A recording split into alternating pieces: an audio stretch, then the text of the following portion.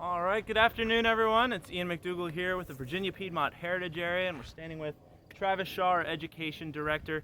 And today we are at the Bluff battlefield here just outside of Leesburg in Loudoun County. Battle of Bluff took place on October 21st, 1861. One of the larger battles here in the Loudoun area in that first year of the Civil War. And today is actually the 160th anniversary of that battle taking place. And so, Travis, why don't you tell us a little bit about the background of the battle, what got us here? Oh, absolutely. So, in the summer of 1861, the first summer of the war, of course, we have the Battle of Bull Run, first major land battle of the war. But after that battle occurs, the two sides here in Northern Virginia kind of settle into something of a stalemate. They're kind of cautiously watching each other across the Potomac River. By the fall of 1861, you've got General Stone, Union commander, across the river on the Maryland side. He has about a division worth of troops in and around Poolesville, Maryland, just across the Potomac. And then here on the southern side of the river, you have a brigade of troops, mostly from Mississippi, under the command of Shanks Evans, Confederate troops that are tasked with guarding the area around Leesburg, guarding the crossing points along the Potomac River. They're going to construct a series of forts in and around Leesburg, and their job is to make sure that none Union troops cross the river, make an incursion into Northern Virginia. Wow, all right. And so, what's actually going to take place here? I mean, what's really going to bring us into this moment? What's happening on that day?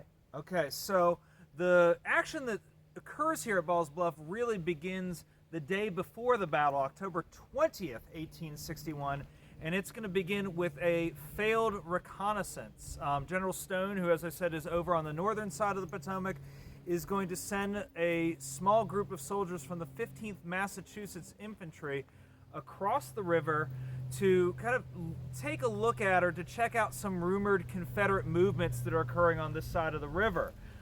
They cross late on the 20th, kind of as the sun is going down. It gets kind of dark early in October. As they come up the bluffs here on the southern bank of the river and start heading towards Leesburg, they're going to see off in the distance what they think are a line of tents.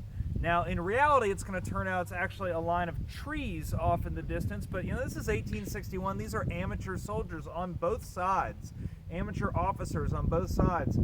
So it's this case of mistaken identity that leads them to go back across the river and report to General Stone that there is an undefended Confederate camp on this side of the river. And so Stone is going to decide this is a good opportunity to strike a blow against the Confederates in the area.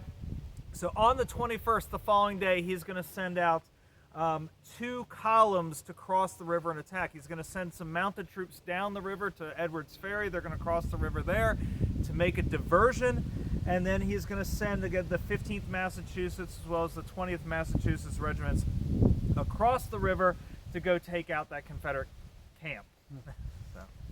Right, so what you've got going on here is a pretty similar situation to what you're seeing at First Manassas. A lot of soldiers who have not really experienced a lot of this before. A lot of them are kind of entering this, not really knowing how to do the proper reconnaissance. And so the end result here is going to be a Confederate victory. Can you tell us a little bit about that? Yes, so the very opening stages of the battle are going to occur off to the west of us, closer in towards Leesburg. Those troops that were sent across to break up this Confederate camp are going to run into soldiers from the 17th Mississippi, one of these Mississippi regiments that's in Evans's brigade. And that is going to lead to just some kind of skirmishing back and forth throughout the morning as both sides are going to rush troops into the area. The Confederates, they're going to hear the firing from their positions in Leesburg. They're going to slowly start trickling into this direction. On the other side of the river, General Stone is going to get word that there are Confederate troops in the area in strength, and he's going to send Colonel Baker, commander of one of his brigades, across the river to assess the situation and really take command of the troops that are on this side. And what Baker is going to find is a lot of confusion. First of all, there's only four small boats that can only fit a handful of men for each crossing of the river. So it's going to take forever to get Union reinforcements across from Maryland. All the while, more and more Confederate troops are going to be gathering on the other side of the town. So by the afternoon of the 21st, you're going to see a general action occurring in this field right behind where Ian and I are standing. You're going to get those Mississippi troops coming in. You're also going to get troops from the 8th Virginia, one of the local regiments recruited from Loudoun, Prince William County. Local guys reinforcing the Confederate line kind of off in the distance in that tree line that you see over there.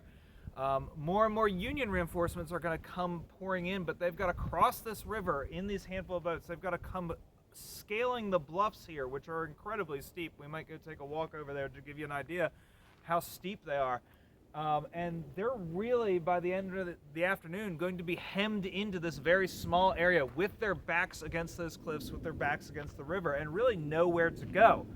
And late in the afternoon, disaster is going to strike hard when Colonel Baker is actually shot and killed. He's a serving U.S. senator at the time. He's the only senator to ever be killed in battle. Once he goes down, really all command and control is going to start falling apart, and the Confederates are going to push the Union troops back across the field here, back over those bluffs and down into the river, literally into the river. The aftermath of this battle is going to be horrific. Absolutely, absolutely. And this is really just a horrible, disastrous moment for those soldiers in the Union Army.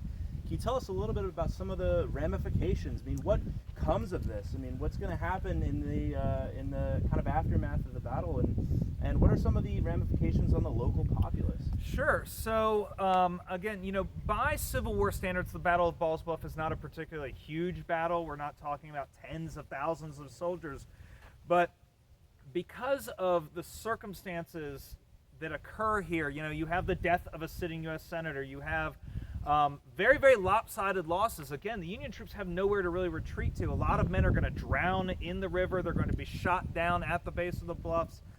They're going to be killed as they're trying to swim across the river.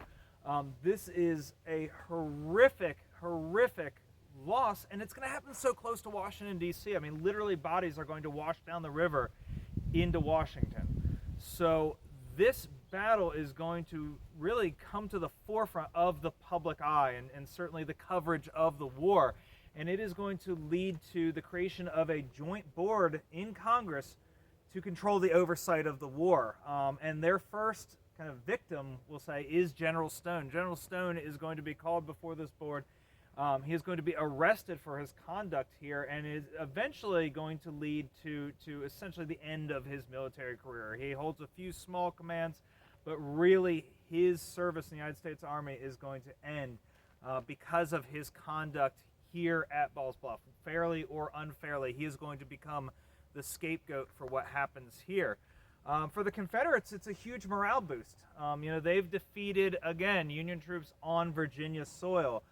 The Confederates are going to remain in and around Leesburg through the winter of 1861 and into the spring of 1862. They're going to remain encamped in those forts and winter encampments around the town. The town itself is going to become kind of a vast hospital, to borrow a phrase that has been used after other battles.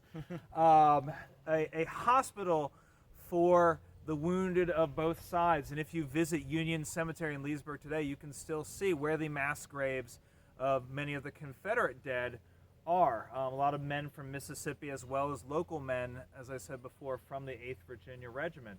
So even though it is a small battle, it is going to have an outsized influence on the remainder of the war. One of the other legacies that you can still see is actually behind us. I'm going to grab the camera and pan around here.